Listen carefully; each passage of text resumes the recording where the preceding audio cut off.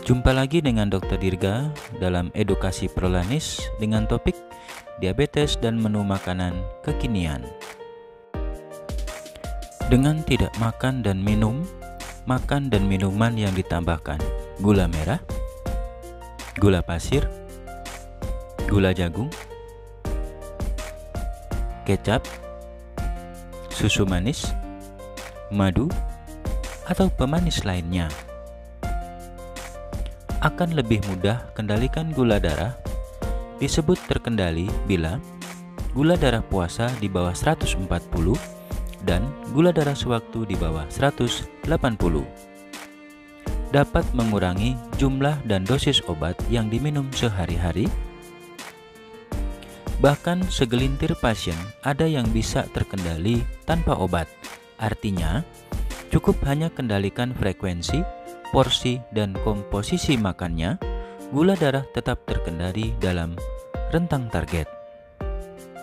Asalkan komitmen ingin hidup sehat, konsisten menghindari semua makanan yang dilarang penyakitnya, dukungan kuat dari keluarga dengan tidak menawarkan makanan yang dilarang penyakitnya. Ingat, bagi orang sehat, makan dan minum yang mengandung gula atau madu akan menjadi tenaga dan rasanya pasti tambah sehat. Tapi bagi pasien gula, makan dan minum yang mengandung gula atau madu sama dengan makan atau minum racun. Karena dengan makan dan minum gula, madu, atau memberikan makanan yang ada pemanis lainnya, gula darahnya akan menjadi tinggi.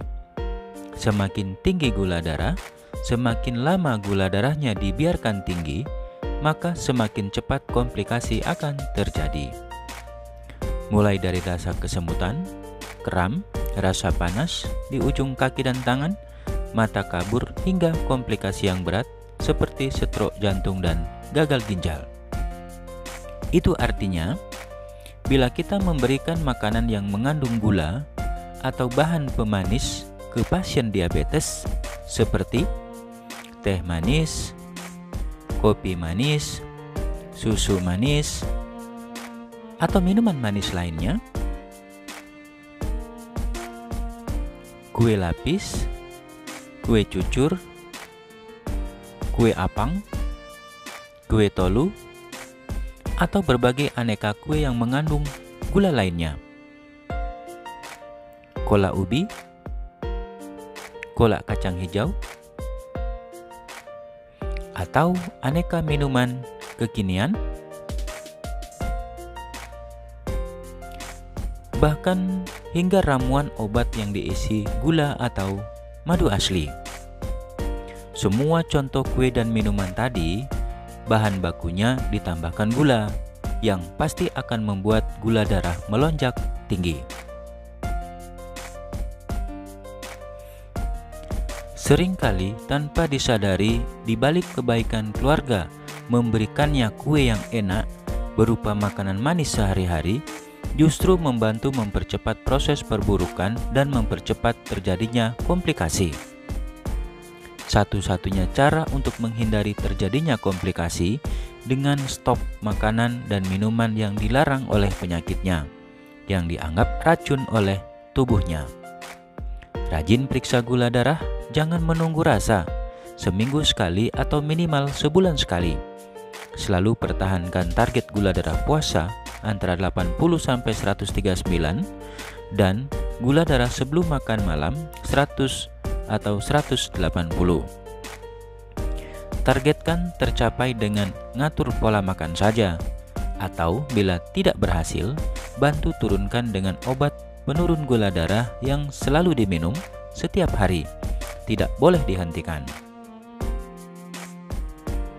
Karena prinsip dalam pengobatan diabetes, bila minum obat, gula akan turun.